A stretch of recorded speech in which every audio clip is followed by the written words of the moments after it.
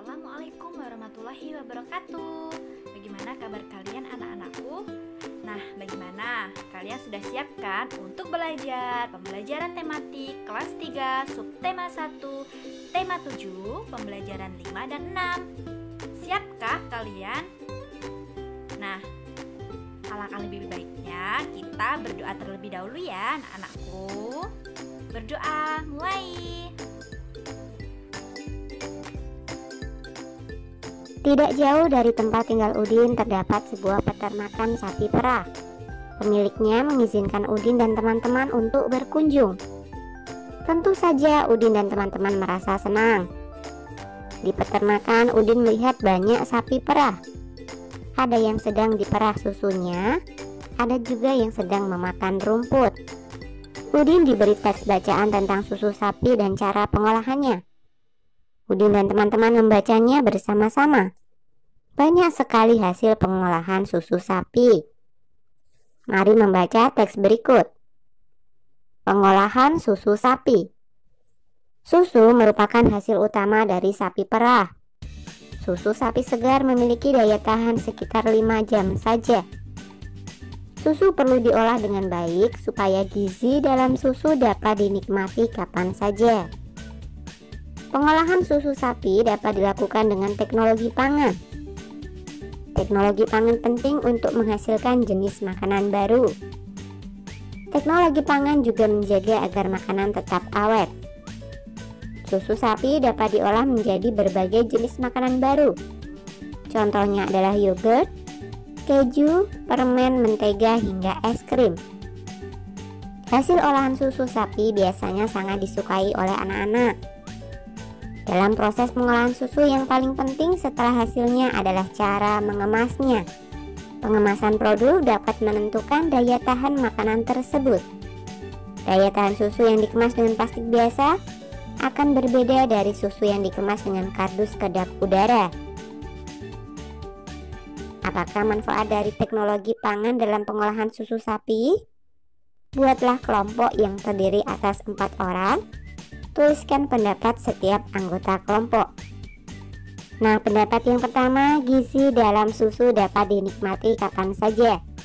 Kemudian pendapat yang kedua, menjaga makanan berbahan susu menjadi lebih awet. Pendapat yang ketiga, mengolah susu menjadi produk baru seperti yogurt, keju, mentega, dan es krim. 4. Makanan berbahan susu lebih menarik bagi anak-anak.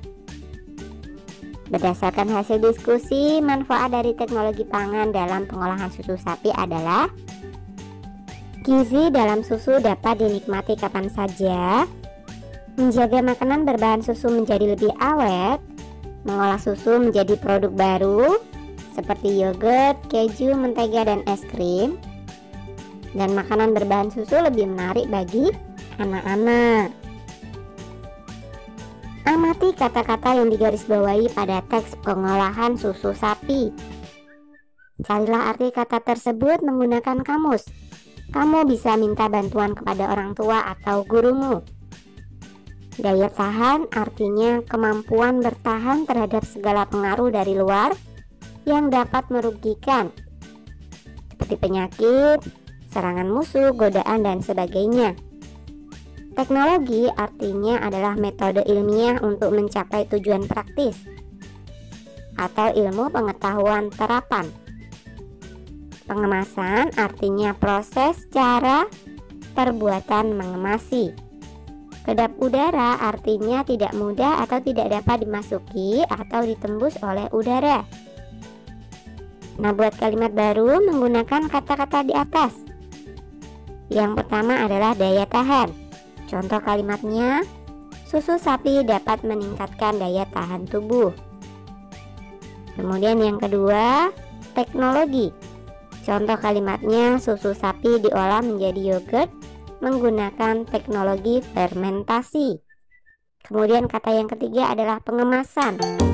Contoh kalimatnya, pengemasan produk susu membuat susu menjadi lebih awet. Dan yang keempat adalah kedap udara. Contoh kalimatnya, kemasan kedap udara menjadikan makanan lebih awet. Simaklah cerita kata gurumu tentang keberagaman dalam kehidupan sehari-hari. Hari semakin siang. Bayu mengajak Udin dan teman-teman untuk beristirahat sejenak. Di halaman depan peternakan terdapat toko yang menjual berbagai hasil olahan susu. Benny mengajak teman-temannya minum susu. Rai dan Udin menolak ajakan Benny. Maaf Benny, aku tidak bisa minum susu. Aku alergi terhadap susu sapi. Aku sudah membawa air minum dari rumah, ujar Lani. Kalau aku lebih memilih minum yogurt Benny, kata Udin. Setiap orang memiliki pilihan yang berbeda. Benny menghargai pilihan teman-temannya. Benny tidak marah walaupun ajakannya ditolak. Dapatkah kamu jelaskan pentingnya memahami keberagaman dalam kehidupan sehari-hari?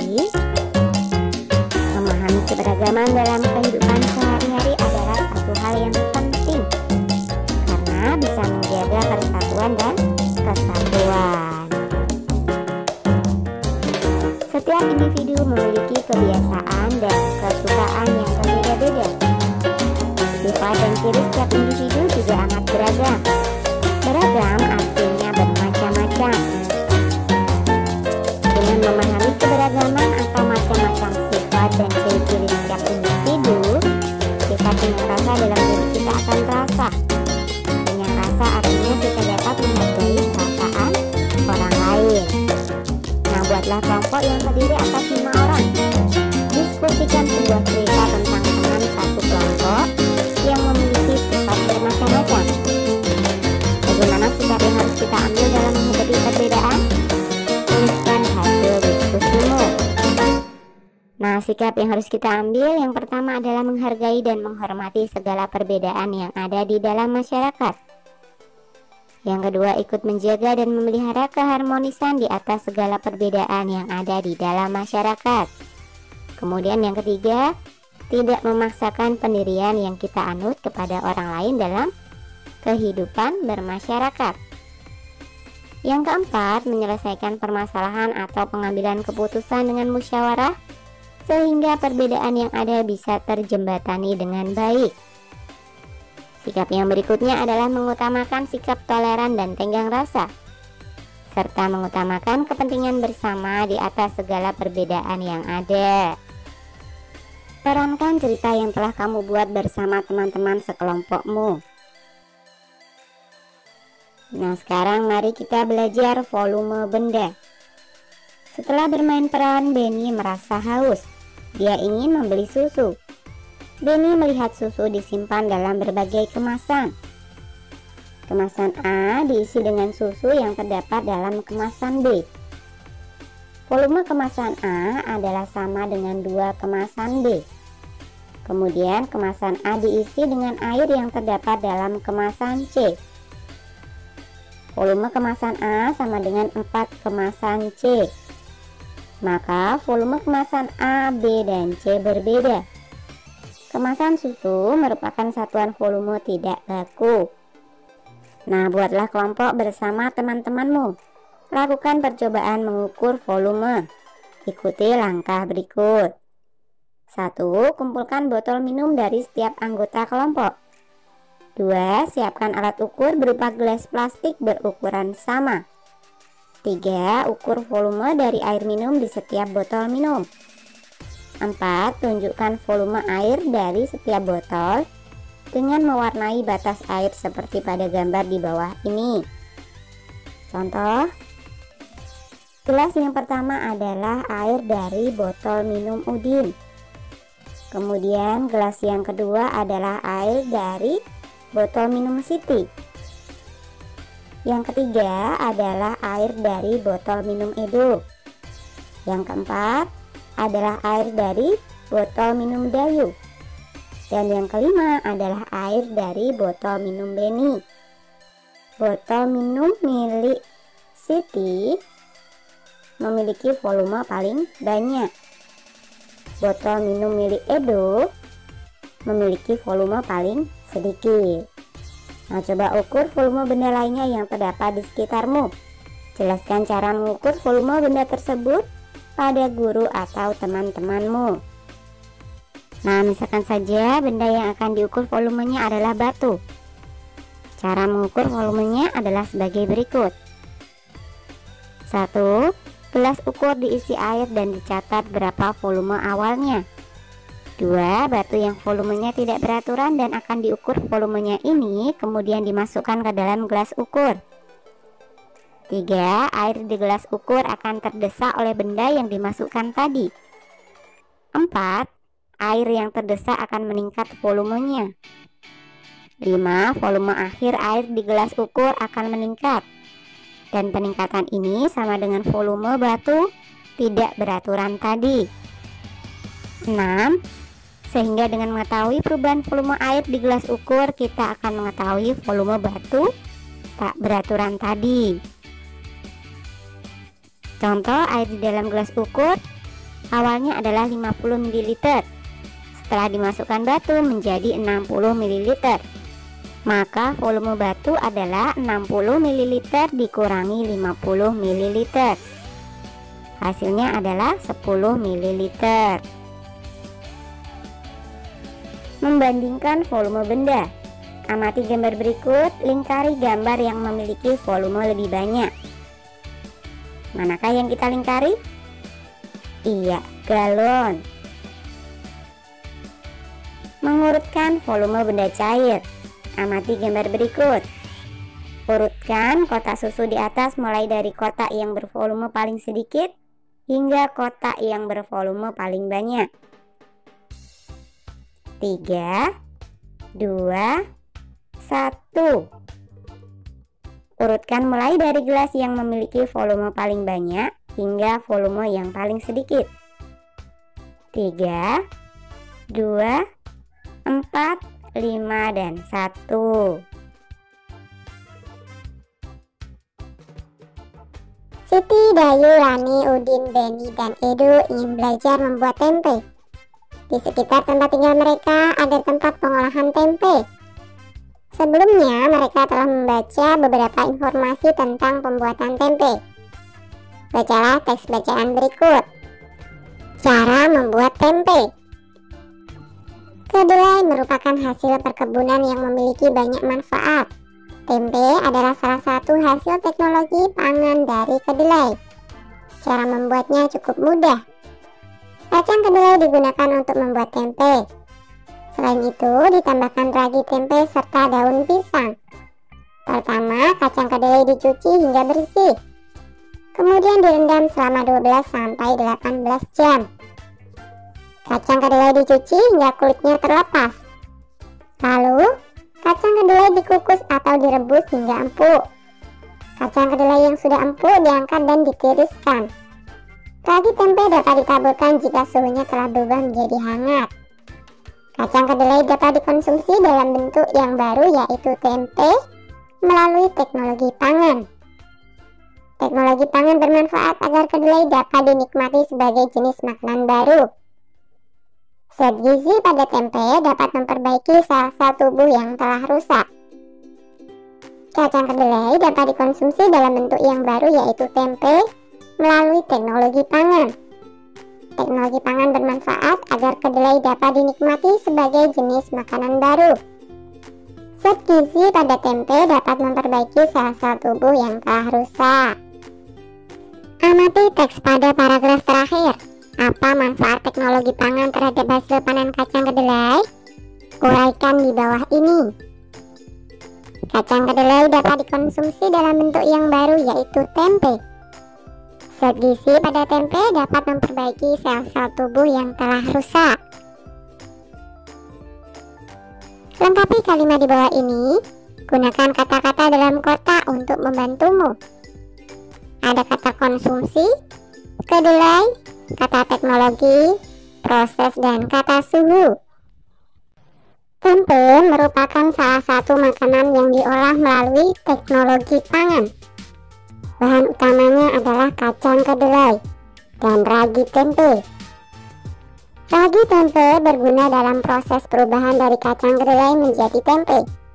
Ragi tempe ditaburkan di atas kacang kedelai saat suhu kacang kedelai rebus telah turun menjadi hangat. Setelah 1 atau 2 hari, kedelai akan berubah menjadi tempe. Konsumsi tempe akan memberikan manfaat yang baik bagi tubuh. Siti, Dayu, Rani, Udin, Edo, dan Beni ikut serta membuat tempe. Mereka bekerja sama menyiapkan proses pembuatan tempe. Udin dan Edo menyiapkan kompor dan panci. Dayu mencuci kacang kedelai dibantu oleh Rani. Siti dan Beni bertugas merebus kacang kedelai. Siti harus mengisi panci dengan air.